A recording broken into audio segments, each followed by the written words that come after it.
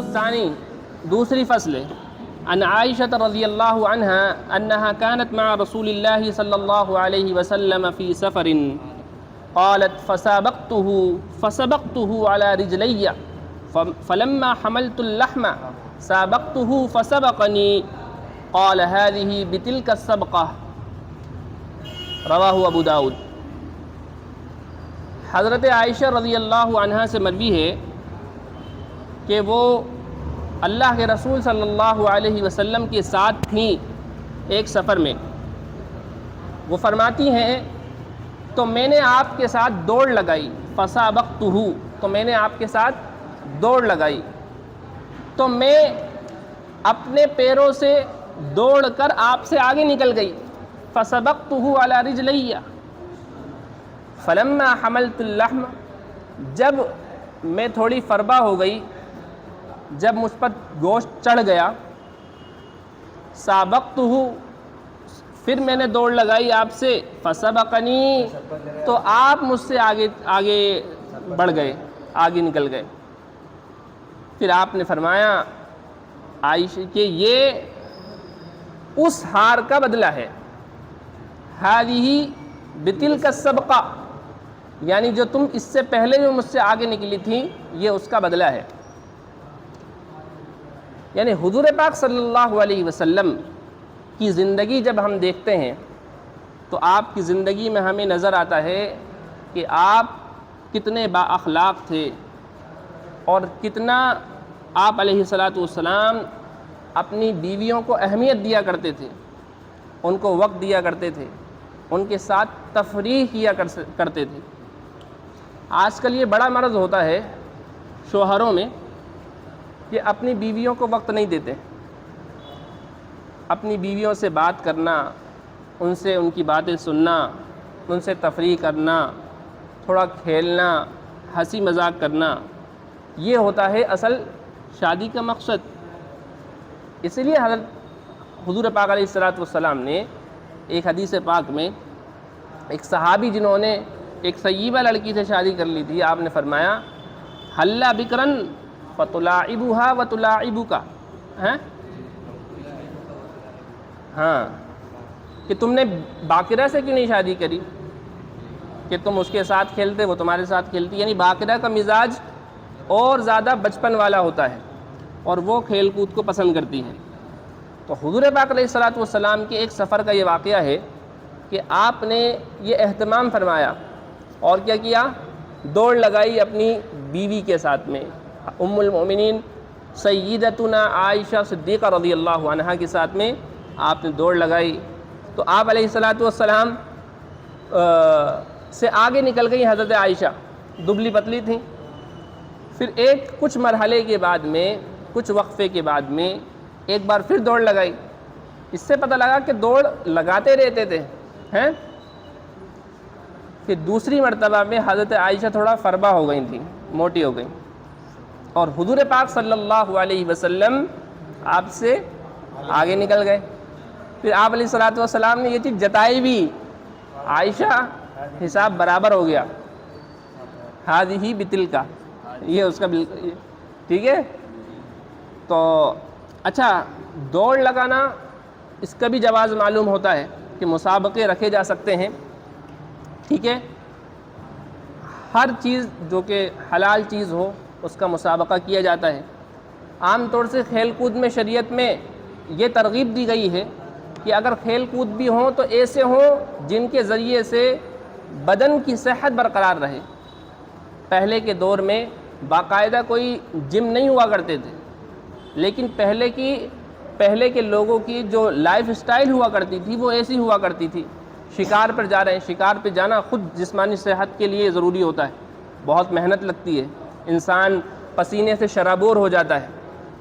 اسی طرح دوڑ لگانا، اسی طرح آپ جانتے ہیں کہ کشتی بھی ہوا کرتی تھی، اس میں اکھاڑے لگا کرتے تھے۔ تو ان سب چیزوں میں کیا ہوتا ہے، جسمانی ورزش ہوتی ہے۔ اگر آج کے دور میں یہ سب نہیں ہے تو ہمیں ان چیزوں کا اہتمام کرنا چاہیے کہ جو جیسے دوڑ لگانا صبح کے وقت میں، ویٹ لفٹنگ کرنا اور پش اپس کرنا، ان سب کو کرنے سے انسان کے بدن میں چستی اور پھرتی بنی رہتی ہے، ورنہ انسان کاہل ہو جاتا ہے اور سست ہو جاتا ہے، اور دھیرے دھیرے دماغ بھی سست ہو جاتا ہے. ٹھیک ہے. اچھا، بعض لوگ ایسا بھی کرتے ہیں کہ اس میں مسابقہ جو کرتے ہیں، مسابقے کے اندر کوئی شرط لگا دیتے ہیں، ہے نا، کہ اگر میں جیتا تو میری طرف سے اتنا ملے گا، تیری طرف سے مجھے یہ انعام ملے گا، اگر تو جیتا تو میری طرف سے تجھے یہ انعام ملے گا. اگر شرط ایسی ہو، دو طرفہ ہو، تو ایسی صورت میں وہ شرط حرام ہوتی ہے، کیونکہ یہ قمار کی صورت ہو جاتی ہے، جوئے کی صورت. ٹھیک ہے.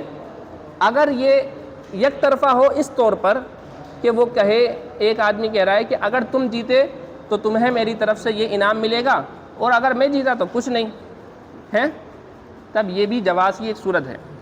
یا یہ کہ کوئی محلل بن جائے. محلل کا مطلب کوئی تیسرا آدمی یہ کہہ رہا ہے کہ آپ دونوں جنی کیا کرو، دوڑ لگاؤ، اور تم میں سے جو جیتے گا میری طرف سے اسے انعام ملے گا. یہ بھی جائز ہے. جیسے حکومت وغیرہ یہ کام کروائیں، دوڑ کے کھیل کروا رہی ہیں، تیر اندازی کا کروا رہی ہیں، ہے نا، وغیرہ.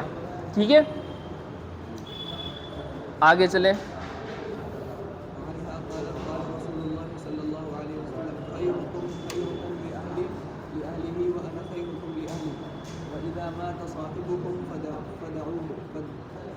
فدعوه. حضرت عائشہ صدیقہ رضی اللہ عنہا سے ہی مروی ہے، آپ فرماتی ہیں کہ اللہ کے رسول صلی اللہ علیہ وسلم نے ارشاد فرمایا، تم میں سے سب سے اچھے وہ لوگ ہیں جو اپنے گھر والوں کے لیے سب سے اچھے ہوں، اور میں تم میں سے اپنے گھر والوں کے لیے سب سے زیادہ اچھا ہوں. اور جب تم میں سے تمہارا کوئی ساتھی مر جائے تو تم اس کو چھوڑ دو، مطلب اس کے برے تذکرے کو چھوڑ دو. اس حدیث میں سب سے پہلی چیز یہ پتہ چلی کہ انسان کے اچھے اخلاق والے ہونے کا معیار یہ نہیں ہے کہ باہر لوگ کیا کہہ رہے ہیں. باہر تو انسان امامت کرے گا، وہاں پر لچھے دار تقریر کرے گا، اور مقتدی کہنے لگیں گے کہ واہ کیا بیان کرتے ہیں امام صاحب، امام صاحب سے تو کوئی نیک ہی نہیں ہے، ان سے تو کوئی نیک ہی نہیں ہے، مفتی صاحب سے تو کوئی نیک ہی نہیں ہے. لیکن اصل جو امتحان جو ہوتا ہے، جو اصل آپ کے اخلاق و کردار کا اندازہ جن لوگوں کو ہوتا ہے، یہ وہ لوگ ہوتے ہیں جو آپ کے ساتھ ہوتے ہیں. اہل کے اندر بیوی، بچے اور بھائی، حتیٰ کہ رشتہ دار بھی آ جاتے ہیں جو قریبی ہوتے ہیں. جو اپنے قریبی لوگوں سے جتنا زیادہ با اخلاق ہوگا وہ اتنا زیادہ با اخلاق مانا جائے گا. سب سے بہتر وہ ہیں جو اپنے اہل کے ساتھ، اہل و عیال کے ساتھ میں سب سے زیادہ بہتر ہے. ٹھیک ہے. اور پھر آپ علیہ الصلوۃ والسلام نے ایک بات آگے ارشاد فرمائی، وَأَنَا خَيْرُكُمْ لِأَهْلِي، میں تم میں سے اپنے گھر والوں کے لیے سب سے زیادہ بہتر ہوں. وَإِنَّكَ لَعَلَىٰ خُلُقٍ عَظِيمٍ، قرآن میں آپ کے اخلاق کی تعریف کی گئی ہے. آج کل ایسا دیکھنے میں آتا ہے، باہر تو بہت نیک رہتے ہیں انسان، لیکن اپنے والدین کے ساتھ، اپنے بیوی بچوں کے ساتھ، اپنے بھائیوں کے ساتھ وہ بہت زیادہ ترش روئی رکھتے ہیں، تلخ مزاجی رکھتے ہیں. جبکہ گھر کے اندر انسان کو بہت نرم رہنا چاہیے. بلکہ اسی طرح مسلمانوں کے ساتھ میں جو ہیں، مسلمانوں کے ساتھ میں صحابہ کی صفت بتائی، اشداء علی الکفار ورحماء بینہم، کفار پر بڑے سخت ہیں لیکن آپس میں نرم ہیں. تو جتنا دائرہ آپ کے قریب آتا جائے گا اتنا زیادہ آپ کا امتحان بڑھتا جائے گا. ٹھیک ہے نا، سمجھ میں آئی بات؟ پھر آپ نے ایک بات اور ارشاد فرمائی، تمہارا کوئی ساتھی مر جائے تو اس کو چھوڑ دو، مطلب اس کی برا تذکرہ مت کرو، اس کے برے تذکرے کو چھوڑ دو. دیکھیے انسان کے لیے شریعت کا مزاج کیا ہے؟ شریعت کا مزاج یہ ہے کہ کسی کی کوئی برائی نہ کی جائے، جب زندہ ہو تب بھی نہ کی جائے. لیکن اگر زندہ ہونے میں یہ ممکن ہوتا ہے کہ کسی کو ہم نے اس کی برائی اس مقصد سے بتائی کہ تاکہ اس کے ذریعے سے کوئی نصیحت پہنچ جائے اور وہ درست ہو جائے، لیکن جب کوئی مر گیا ہے تو اب اس کے سدھرنے کا وقت ہی ختم ہو گیا، اب تو کوئی امکان بھی نہیں ہے. تو جب وہ چلا گیا ہے، چاہے وہ کتنا ہی برا تھا، کتنا ہی بیکار تھا، آپ اس کے زندگی کے برے پہلو کو چھوڑ کر اس کی کوئی خوبیاں جانتے ہوں تو اس کا تذکرہ کیا کریں۔ اس لیے ایک حدیث میں آیا ہے اذکروا محاسن موتاکم، کہ اپنے مردہ کی، اپنے میت کی اچھائیاں بیان کرو، برائیاں نہیں، ٹھیک ہے نا؟ اس سے یہ بھی پتہ لگا کہ برے آدمی جو مر جائے مسلمانوں میں سے، اس کی بھی برائی کرنا جائز نہیں ہے، ٹھیک ہے؟ آگے چلیں۔ وعن انس رضي الله عنه قال قال رسول الله صلى الله عليه وسلم المرأة اذا صلت خمسها وصامت شهرها واحسنت فرجها واطاعت بعلها فلتدخل من اي ابواب الجنه شاءت۔ ہاں جی، حضرت انس رضی اللہ عنہ سے مروی ہے، آپ فرماتے ہیں کہ اللہ کے رسول صلی اللہ علیہ وسلم نے ارشاد فرمایا کہ عورت جب وہ اپنی 5 نمازیں پڑھے، اپنے رمضان کے روزے رکھے، اپنی شرمگاہ کی حفاظت کرے، اپنے شوہر کی اطاعت کرے، تو اس سے کہا جائے گا کہ جنت کے جس دروازے سے وہ داخل ہونا چاہتی ہے داخل ہو جائے۔ یعنی حدیث شریف میں عورتوں کے لیے بڑی خوشخبری ہے اور معاملے کو بڑا آسان بنا دیا گیا ہے کہ اگر 4 خوبیاں عورت میں پائی جائیں تو اس کے اوپر جنت لازم ہو جاتی ہے۔ سب سے پہلی چیز 5 وقت کی نمازیں پڑھتی ہو، صرف 5 وقت کی نماز کا تذکرہ ہے، نوافل کا بھی نہیں ہے۔ وصامت شہرہا، رمضان کے روزے رکھتی ہو، نوافل کا تذکرہ بھی نہیں ہے۔ تیسری چیز کیا ہے؟ وَأَحْسَنَتْ فَرْجَهَا، اپنی شرمگاہ کی حفاظت کرتی ہو، ہے؟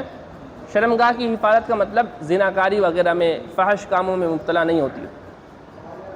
چوتھی چیز کیا ہے؟ وَأَطَاعَتْ بَعْلَهَا، اور اپنے شوہر کی اطاعت گزار ہو۔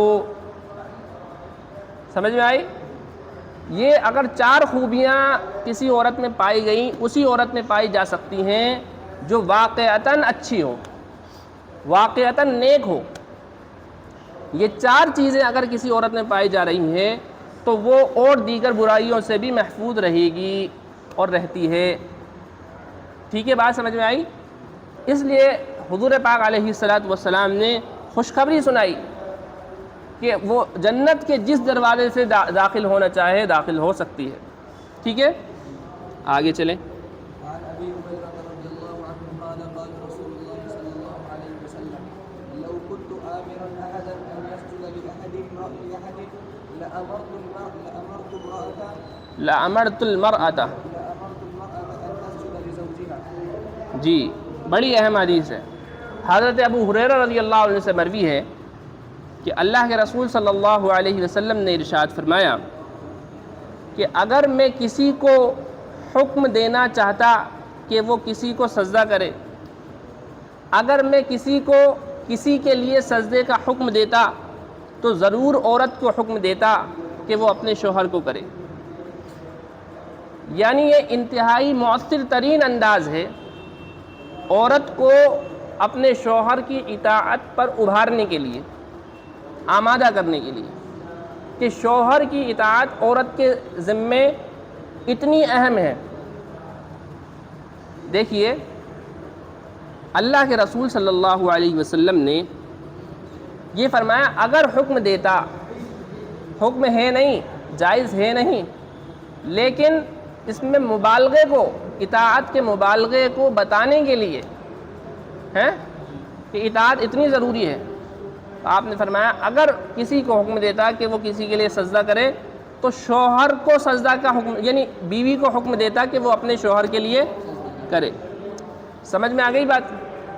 تو یہ بیوی کے لیے یہ حکم ہے کہ وہ اپنے شوہر کو کی تمام باتیں مانے جب تک کہ اللہ تعالیٰ کی معصیت اس میں لازم نہ آتی ہو۔ چلیے۔ وعن ام سلمة قالت قال رسول الله صلى الله عليه وسلم ايما امرأة ماتت وزوجها عنها راض دخلت الجنة۔ اللہ اکبر۔ حضرت ام سلمہ رضی اللہ عنہا سے مروی ہے، وہ فرماتی ہیں کہ اللہ کے رسول صلی اللہ علیہ وسلم نے ارشاد فرمایا، جو کوئی عورت اس حال میں مرے، اس حال میں وفات پائے کہ اس سے اس کا شوہر خوش ہو، تو وہ تو جنت میں چلی گئی، یعنی جنت میں جانا اس کے لیے یقینی ہے۔ یعنی شوہر کی اطاعت پر وہی عورت آمادہ ہوتی ہے جس کا مزاج اللہ رب العزت کے اتاری ہوئی شریعت کے ساتھ میں میل کھاتا ہے، اور وہ اخلاص کے ساتھ اپنے شوہر کی خدمت کرتی ہے اور اس کے ساتھ اپنی زندگی بسر کرتی ہے۔ اس لیے آپ علیہ الصلوۃ والسلام نے یہ بات ارشاد فرمائی۔ ٹھیک ہے، آگے چلیں۔ وعن طلق بن علي رضي الله عنه قال قال رسول الله صلى الله عليه وسلم إذا الرجل دعا زوجته لحاجته فلتأته وإن كانت على التنور۔ حضرت طلق ابن علی رضی اللہ عنہ سے مروی ہے، آپ فرماتے ہیں کہ اللہ کے رسول صلی اللہ علیہ وسلم نے ارشاد فرمایا، جب آدمی اپنی بیوی کو اپنی ضرورت کے لیے بلائے تو اس کو چاہیے کہ وہ آ جائے، چاہے وہ تندور پر بیٹھی ہو۔ تنور جو ہوتا ہے، دیکھیے سب سے پہلی چیز کس ضرورت کے لیے بلائے، تو اس سے مراد ہے صحبت کرنے کے لیے بلائے، جماع کے لیے بلائے، ہم بستری کے لیے بلائے۔ اگر شوہر بیوی کو بلائے ہم بستری کے لیے تو اس کو چاہیے کہ وہ آ جائے، چاہے وہ تندور پر بیٹھی ہوئی روٹی پکا رہی ہو ہے، یہ اصل میں تنور ہوتا ہے جس کو ہم تندور بولتے ہیں۔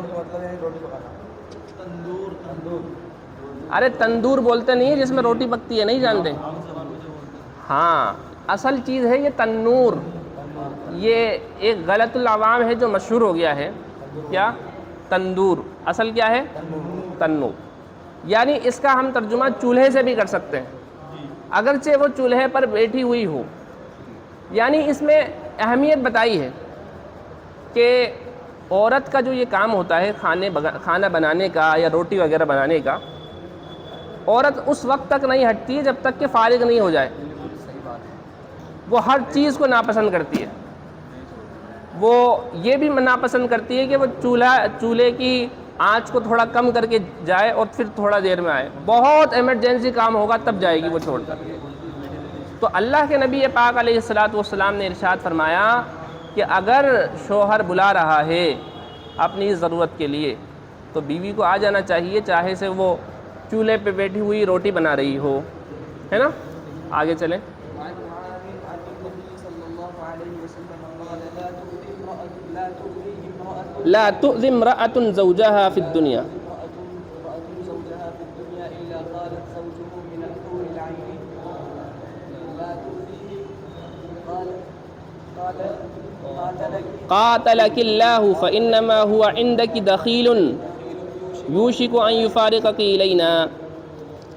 حضرت معاذ رضی اللہ عنہ سے مروی ہے کہ اللہ کے نبی صلی اللہ علیہ وسلم نے ارشاد فرمایا کہ کوئی عورت دنیا میں اپنے شوہر کو تکلیف نہیں پہنچاتی مگر کہ اس کی جو حور عین میں سے اس کی جو بیوی ہوتی ہے وہ یہ کہتی ہے کہ اے کمبخت، اللہ تیرا ستیہ ناش کرے، تو اس کو مت تکلیف دے۔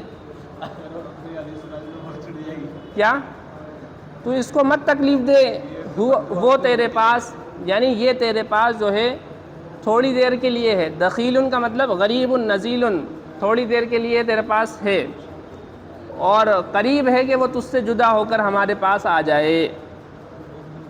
یعنی اس سے بھی پتہ چلا کہ اللہ رب العزت نے کتنی اہمیت دی۔ اچھا، اس سے پہلے فرشتوں کی لعنت کا بھی تذکرہ گزرا ہے کہ اگر کوئی عورت اس حال میں رات گزارتی ہے کہ شوہر اس سے ناراض ہوتا ہے تو فرشتے اس کے اوپر لعنت کرتے رہتے ہیں صبح تک۔ یعنی ملائے اعلیٰ کو بھی پتہ ہوتا ہے، ملائے اعلیٰ بولتے ہیں ان فرشتوں کو جو عرش پر ہیں۔ تو اسی طرح جو حور عین ہیں حور عین، یہ جو جنت کی حور جو آپ کی جوڑی میں آئے گی ہیں، ہاں، نافرمان بیوی اگر مزاج نہیں ملتا ہوگا تو وہ نہیں بنے گی، ورنہ بنے گی۔ ٹھیک ہے نا؟ سمجھ میں آئی بات؟ ٹھیک ہے، لا تؤذی، کیونکہ اگر عورت شوہر کی نافرمان ہو تو اس نے خود اپنے اوپر جہنم کو واجب کر لیا. ظاہر ہے کہ جب وہ جنت میں جائے گی ہی نہیں. ہاں البتہ یہ ہے کہ اپنی سزا پوری کرنے کے بعد وہ چلی جائے گی، کیونکہ ہر موحد جنت میں ضرور جائے گا، ہے نا. اپنے ہسبینڈ کے نکاح میں آ جائے گی دوبارہ جنت میں آتے ہیں. وہ تو ہسبینڈ کی مرضی کے اوپر ہوگا. وَلَكُمْ فِيهَا مَا تَشْتَهِي أَنفُسُكُمْ. اور اگر اس نے نہیں چاہا تو پھر وہ عورت ہاں جائے گی. جنت کا معاملہ تو ایسا ہے. ٹھیک ہے. اور مقصد اگر اس کے اندر جیسے حدیث آئی عورت نہیں آئی، اگر مرد منع کرتے تو وہ معاملہ ہے جنت تک پہنچنے کے بعد. لیکن وہ سب زندگی کے اندر قرآن میں تو کہا ہے کہ جو انسان چاہے عورت تو صحبت کرنا چاہ رہی ہے، لیکن مرد منع کر رہا ہے میں نہیں کر رہا. ہاں اچھا، بالکل سیم اپلائی ہوتا ہے مرد کے لیے بھی. جو نکاح جو ہوتا ہے، نکاح کے اندر دونوں کے حقوق برابر ہوتے ہیں میاں اور بیوی کے، خاص طور سے صحبت کے سلسلے میں. ہر جگہ مرد کا تذکرہ اس لیے آتا ہے کیونکہ مرد کے اندر شہوت کا غلبہ ہوتا ہے اور مرد ہمیشہ اقدام کرتا ہے. اور یہ ہر نر کی خصوصیت ہوتی ہے، نہ صرف انسان بلکہ آپ جانوروں میں سے، پرندوں میں سے، ہر ایک میں دیکھیں گے سب کی یہ خصوصیت ہوتی ہے کہ اس کے اندر شہوت کا غلبہ ہوتا ہے. اور انسان کے اندر، مرد کے اندر جو ہے، میں نے ایسا کہیں پڑھا تھا سائنس وغیرہ کے اندر کہ عورت کے اندر جو ہے نا اس کی شہوت عمر کے ساتھ ساتھ کم بھی ہوتی چلی جاتی ہے، لیکن مرد کی شہوت نہیں کم ہوتی. ٹھیک ہے. اور یہی وجہ ہے کہ مرد کو ایک سے زائد نکاح کی بھی اجازت ہے نا. چلے آگے. وعن حكيم بن معاوية القشيري عن أبيه قال قلت يا رسول الله صلى الله عليه وسلم ما حق زوجة أحدنا عليه؟ قال أن تعطيها، أن تطعمها إذا طعمت وتكسوها إذا اكتسيت ولا تضرب الوجه ولا تقبح ولا تجهر إلا في البيت. ولا تہجر الا فی البیت. حضرت حکیم ابن معاویہ قشیری یہ اپنے والد سے روایت کرتے ہیں. ان کے والد فرماتے ہیں کہ میں نے کہا اے اللہ کے رسول، ہم میں سے کسی کا اپنی بیوی پر کیا حق ہے؟ یعنی ہم میں سے کسی کی بیوی کا ہم پر کیا حق ہے؟ ہم میں سے کسی کا اس کی بیوی کا اس پر کیا حق ہے؟ یعنی ہم پر اپنی بیوی کا کیا حق ہے؟ Simple language. قال ان تطعمها اذا طعمت، جب تم کھاؤ تو اس کو بھی کھلاؤ. وتکسوها اذا اکتسیت، جب پہنو تو اس کو بھی پہناؤ. ولا تضرب الوجہ، اور چہرے پر مت مارو. ولا تقبح، اور غلط مت بولو، قباحت مت بیان کرو، برائی مت کرو، گالی گفتاری مت کرو یعنی عورت کو. ولا تہجر، اور اس کو مت چھوڑو مگر کہ گھر ہی میں. دیکھیے سب سے پہلی چیز یہ ہے کہ جب انسان نکاح کرتا ہے تو نکاح کی وجہ سے ہر شوہر کے اوپر بیوی کا نفقہ اور سکنا اس کے اوپر لازم آ جاتا ہے. ٹھیک ہے. نفقے کے اندر بیوی کا یعنی کھانا پینا اور اس کا پہننا، اور ساتھ ہی ساتھ میں بیوی کے لیے رہنے کی جگہ کا انتظام کرنا، یہ اس کے اوپر لازم آ جاتا ہے شوہر کے اوپر. تو آپ نے یہ بات اس لیے ارشاد فرمائی جب تم کھاؤ، جب تم پہنو، یعنی اپنی گنجائش کے مطابق. جب انسان کے پاس گنجائش نہیں ہوگی تو وہ کیسے کیا کرے گا؟ ٹھیک ہے. یعنی جتنی اللہ تعالیٰ نے تمہیں وسعت دی ہے اس میں سے کھلاؤ. روزانہ گوشت نہیں ہو سکتا، روزانہ دال کھلاؤ. ہفتے میں ایک بار گوشت بنا لو، ہفتے میں ایک بار نہیں بنا سکتے، مہینے میں 15 دن میں بنا لو، یعنی اپنی حیثیت کے مطابق. گھر میں کپڑا لا کے دو، اچھی کوالٹی کا نہیں ہے، جیسا پہنتے ہو تم جس کوالٹی کا اسی کوالٹی کا اپنی بیوی کو بھی پہناؤ. اور گھر بھی ایسا ہی رکھو جس کی تمہیں طاقت ہو. ٹھیک ہے. اور پھر آپ نے ایک بات ارشاد فرمائی کہ چہرے پر مت مارو. اچھا جب آپ نے یہ بولا چہرے پر مت مارو تو اس سے ایک مفہوم یہ خود بخود سمجھ میں آ گیا کہ چہرے کے علاوہ مارنے کی گنجائش ہے. ہیں قرآن میں بھی آیت ہے نا وَضْرِبُوهُنَّ ہیں کہ ہیں وَاهْجُرُوهُنَّ فِي الْمَضَاجِعِ. ارے بندر گھوم رہے ادھر. ٹھیک ہے, ارے بات سمجھ میں آئی؟ تو لیکن آپ نے کیا ارشاد فرمائی بات آگے دیکھیے, چہرے پر مت مارو. اچھا مارنا ہو تو ویسے جانوروں کی طرح نہیں مارتے جیسے آج کل شوہر کرتے ہیں, یعنی بہت بری طریقے سے مارتے ہیں. ویسے اب رواج کم ہو گیا ہے, پہلے اور زیادہ تھا یہ سب ہیں کہ اس کے نشان ہو گئے ہیں, چہرے پر نشان ہو گیا ہے, آنکھ کے اوپر نشان ہو گیا ہے, نیل پڑ گئی ہے, ہاتھوں پر نیل پڑ گئی ہیں. یہ انتہائی یعنی بے غیرتی کی, بے حیائی کی بات ہے.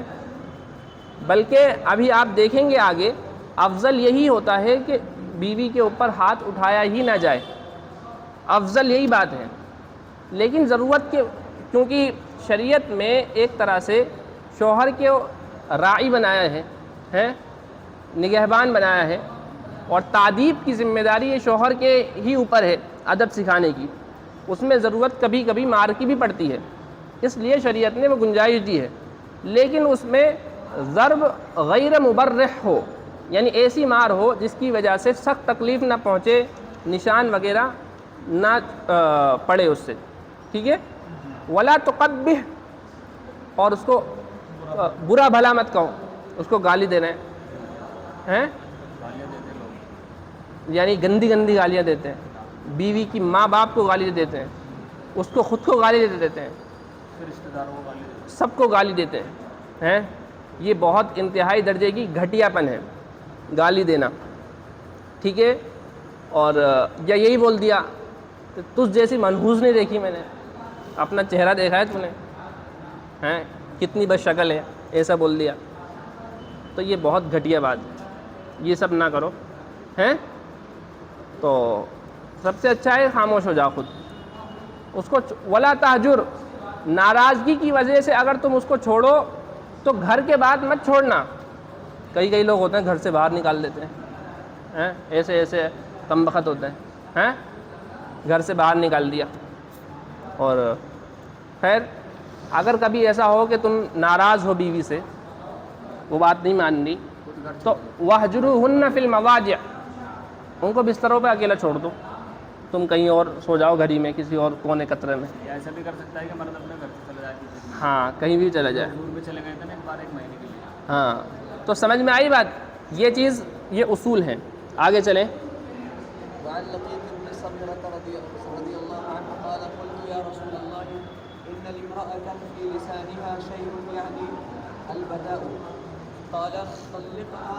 قلت إن لي منها ولدا ولها صحبة, قال فمرها فيقول عظها فإن يكون فيها خير فيستقبل فستقبل ولا تضربن ضعينتك ضربتك أميتك.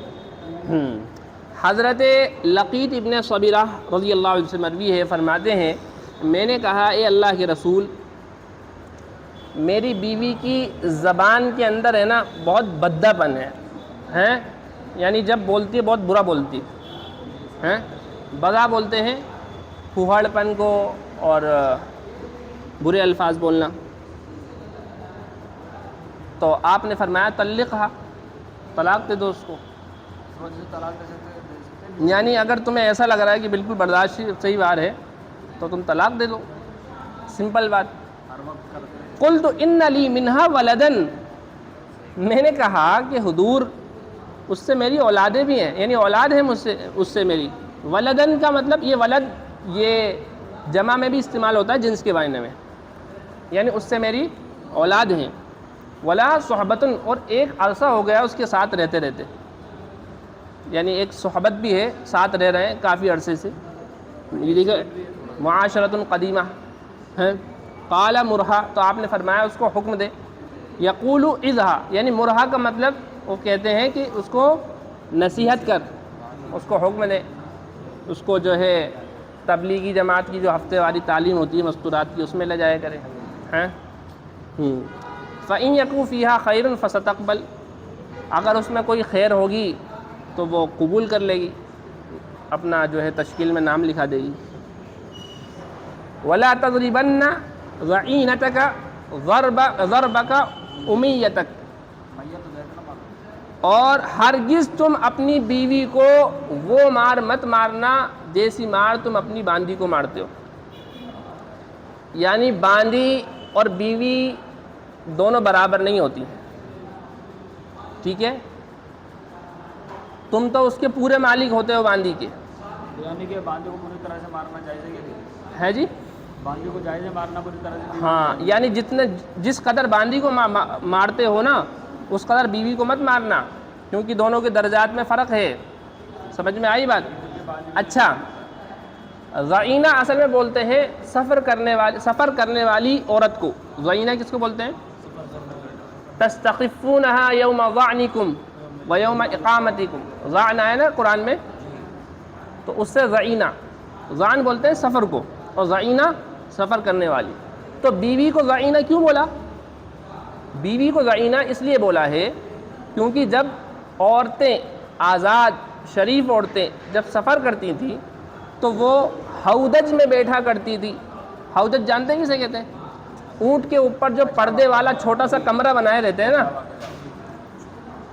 تو اس میں پردہ نشین باندیاں نہیں ہوتی ہیں، اس میں بیویاں ہوتی ہیں، آزاد عورتیں۔ تو کرامت اور عزت کو بتانے کے لیے ضعینہ کا لفظ یہاں پر استعمال کیا، ٹھیک ہے؟ اور امیہ جو بولا ہے یہ امتن کی تصغیر ہے، تصغیر، جیسے عبدن کی تصغیر ہے عبید، ایسے ہی یعنی اپنی باندی تصغیر کے لیے یہاں پر بولا۔ یعنی جب انسان کی بیوی اگر کوئی بد زبان ہے، یعنی زبان دراز ہے، تو اس کو چاہیے کہ اس کو نصیحت کرے، اس کو سمجھائے بجھائے، اور اگر مارنا ہو تو ہلکی مار مارے، زیادہ نہ مارے، سمجھانے کی کوشش کرے اس کو۔ آگے چلیں۔ وعن إياس بن عبد الله بن قال رسول الله صلى الله عليه وسلم لا تضربوا إماء الله فجاء عمر إلى رسول الله صلى الله عليه وسلم فقال لئمنا النساء على أزواجهن فرخص في ضربهن فأطاف بآل رسول الله صلى الله عليه وسلم نساء كثير يشكون أزواجهن۔ ہاں، حضرت ایاس ابن عبداللہ رضی اللہ عنہ سے مروی ہے، وہ فرماتے ہیں کہ اللہ کے رسول صلی اللہ علیہ وسلم نے یہ ارشاد فرمایا، لا تضربوا اماء اللہ، اللہ کی بندیوں کو مت مارو، یعنی شوہروں کو مخاطب کر کے۔ آپ نے کیا فرمایا؟ اللہ کی بندیوں کو یعنی اپنی بیویوں کو مت مارو۔ فجاء عمر الی رسول اللہ صلی اللہ علیہ وسلم، مارنا چھوڑ دیا شوہروں نے، تو حضرت عمر رضی اللہ عنہ آپ علیہ الصلاۃ والسلام کے پاس تشریف لائے اور فرمایا، ضَئِرْنَ النِّسَاءُ عَلَىٰ أَزْوَاجِهِنَّ، حضور بیویاں اپنے شوہروں کے سر چڑھ گئی ہیں، آپ نے یہ فرمایا یعنی سرکش ہو گئی ہیں، سر اٹھا لیا ہے۔ ضئیرہ کا مطلب ہوتا ہے سرکش ہو جانا، نافرمان ہو جانا۔ ہاں، آپ نے جب یہ بولا ہے کہ لا تضربوا اماء اللہ، اس کے بعد سے عورتوں نے اپنے شوہروں پر سر اٹھا لیے ہیں، ان کی بات نہیں مانی۔ اچھا یہ دیکھیے، ضئرن النساء لکھا ہوا ہے، یعنی جمع مؤنث غائب کا صیغہ آ رہا ہے جبکہ فاعل ظاہر بھی ہے نا؟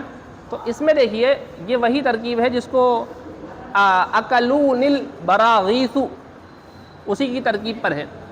اصل میں کبھی کبھی تاکید کے لیے انسان یہ بول دیتا ہے کہ جمع کا لے آتا ہے، تو اس کی گنجائش نحو کے اندر بھی ملتی ہے، تو اس کو بولتے ہیں اکلون البراغیث کی ترتیب پر ہے یہ، ٹھیک ہے؟ فرخص فی ضربہن، تو حضور پاک علیہ الصلاۃ والسلام نے ان کو مارنے کی گنجائش دے دی عورتوں کے۔ فاطاف بآل رسول اللہ صلی اللہ علیہ وسلم نساء کثیر یشکون ازواجہن، تو اللہ کے رسول صلی اللہ علیہ وسلم کی ازواج آل کے پاس، آل سے مراد ازواج مطہرات، آپ علیہ الصلاۃ والسلام کی ازواج کے پاس میں بہت ساری عورتیں جمع ہو گئیں۔ اطافہ کا مطلب اجتماع، یعنی جب رخصت مل گئی مارنے کی تو کچھ دنوں بعد عورتیں جمع ہو گئیں کس کے پاس؟ ازواج مطہرات کے پاس، ٹھیک ہے؟ بہت ساری عورتیں یشکون ازواجہن، وہ کمپلینٹ لے کر آئی تھیں اپنے شوہروں کی. ہاں، فقال رسول اللہ صلی اللہ علیہ وسلم، تو اللہ کے رسول صلی اللہ علیہ وسلم نے ارشاد فرمایا لقد طاف بآل محمد نساء کثیر، محمد کی آل کے پاس یعنی محمد کی ازواج کے پاس صلی اللہ علیہ وسلم کے پاس بہت ساری عورتیں جمع ہو گئیں جو شکایت کر رہی ہیں اپنے شوہروں کی. آپ نے فرمایا لیس اولئک بخیارکم، ایسے لوگ تم میں اچھے لوگ نہیں ہیں جو اپنی بیویوں کو مار رہے ہیں. اصل میں شریعت کا مزاج جو ہے وہ یہ ہے کہ اگر ضرورت پڑے تو تھوڑی بہت مار لو. تو جاہل قسم کے جو لوگ رہتے ہیں وہ شریعت کے اس احکام کو نہیں جان پاتے. وہ کیا کرتے ہیں؟ وہ انتہا درجے پر چلے جاتے ہیں، یا اگر ماریں گے تو بالکل انتہا درجے پر، نہیں ماریں گے تو بالکل نہیں ماریں گے. یعنی شریعت کا مزاج یہ ہے کہ اصل میں اگر ضرورت پڑ رہی ہے تو تھوڑا بہت مار لو، زیادہ مارنے کی تو بالکل گنجائش ہی نہیں ہے. اوپر ہی پڑ چکے ہو کہ جس طرح باندھی کو مارا جاتا ہے اس کو ہرگز نہ مارنا، ٹھیک ہے؟ اور اگر نہ مارو تو یہ سب سے افضل ہے. بیوی کتنی ہی پھوہڑ ہو، کتنی ہی بد زبان ہو، کتنی ہی زبان دراز ہو، اگر آپ اس پر صبر کریں گے، اللہ سے اجر کی امید رکھیں گے، تو یہ آپ کے اور زیادہ حسن اخلاق والا ہونے کی بات ہے نا جی؟ تو اس لیے آپ علیہ الصلوۃ والسلام نے فرمایا لیس بخیارکم، ایسے لوگ تم میں اچھے لوگ نہیں ہیں یہ لوگ، یہ جو کرنے لگے. ٹھیک ہے، چلو بس ٹھیک ہے.